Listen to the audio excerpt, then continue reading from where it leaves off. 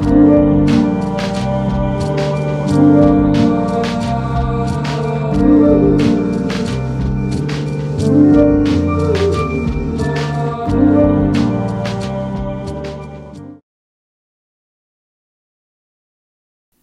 couple of generations, a person appears with a rare combination of traits: charisma, determination, a stinging sense of morality, traits that stand out in any room, traits that mark a person for greatness, traits that can't be faked. Fred Hampton had all of them.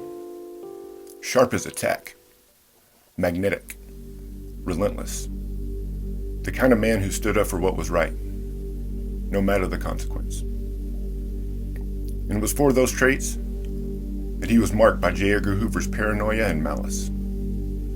It was for those traits that he was murdered at 21 years old.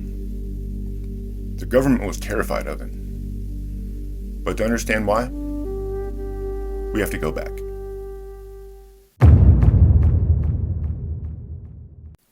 Fred Hampton didn't come out of nowhere. He didn't wake up one day and decide to change the world. He had been building toward it. In Maywood, Illinois, just outside of Chicago, Fred Hampton was already leading as a teenager, chairman of his local NAACP youth chapter. He wasn't just holding meetings, he was growing it, turning it into one of the largest youth chapters in the country. He pushed for better schools, better facilities, and better treatment. And people listened. Because even then, he had it. That presence, that clarity, that ability to make people believe something could change, and then show them how. So when he stepped into the Black Panther Party, he wasn't learning how to lead. He was leveling up. Because Fred Hampton wasn't just speaking. He was building something. By 21, he had already done something most leaders never accomplish in a lifetime. He united people who were supposed to hate each other. Black revolutionaries, Puerto Rican activists, poor white Southerners, even rival street gangs. Not with fear, not with force, but with vision. He fed kids. Not as an idea, not as a slogan. Every morning, before school, children showed up hungry and left with a full stomach because of him. He helped open free health clinics where people who had been ignored could finally be treated with dignity. This wasn't just theory or talk. This was survival. And he was organizing it in real time. And then he did something that terrified the people in power. He brought them all together. He called it the Rainbow Coalition. And for the first time, people who had been divided by design started to see what they had in common. Because if poor people ever realized they had more in common with each other than with people in power, everything could change. To the people, it felt like hope. To J. Edgar Hoover, it felt like the beginning of a revolution. And revolutions get stopped early, often before they even begin, and sometimes from the inside. It was a cold, dark Chicago morning, December 4th, 1969. The kind of morning the city prides itself on surviving. Inside a modest apartment on the west side, Fred Hampton was asleep. Next to him, his 19-year-old pregnant partner, Deborah Johnson. Friends and fellow Panthers slept on couches and on the floor. The apartment was quiet. The kind of quiet that only exists right before everything changes. Before dawn, a team from the Chicago Police Department, working with federal authorities, kicked in the door. They opened fire. Police fired between 90 and 100 shots. Fred Hampton never woke up. Not because he was a heavy sleeper. He had been drugged the night before by an FBI informant working inside the Panthers, William O'Neill. He slipped a powerful barbiturate into his drink the night before.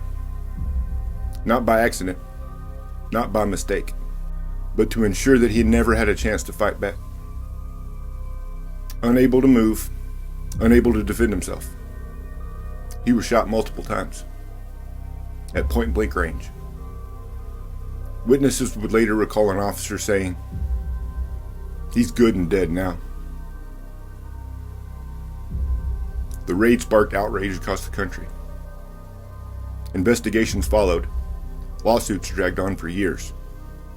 And more than a decade later, the city of Chicago, Cook County, and the federal government quietly agreed to pay nearly $2 million to the families of Fred Hampton and Mark Clark, without admitting any wrongdoing.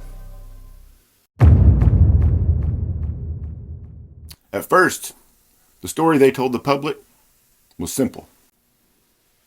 It was a shootout. Police said they were met with gunfire, that they had no choice but to return it. But that story started to fall apart, bullet by bullet. Investigators went back through the apartment, through the walls, through the doors, through the bodies. And what they found told a different story. Almost every single shot came from police. Nearly 100 rounds fired. And only a single shot believed to have come from the Panthers. One. And even that may have been fired after its owner was already hit. The angles didn't match a gunfight. The damage didn't match a struggle. The evidence didn't match the story. Because it wasn't a shootout. It was a raid. And it wasn't a raid to arrest. It was a raid to eliminate. Behind the scenes, the FBI had been watching Fred Hampton, monitoring him, tracking his movements, feeding information to local law enforcement. Because under J. Edgar Hoover, the Bureau made something clear. A black leader who could unite poor people, black, white, and brown, under a shared cause, was seen as a major threat. And Fred Hampton was becoming exactly that.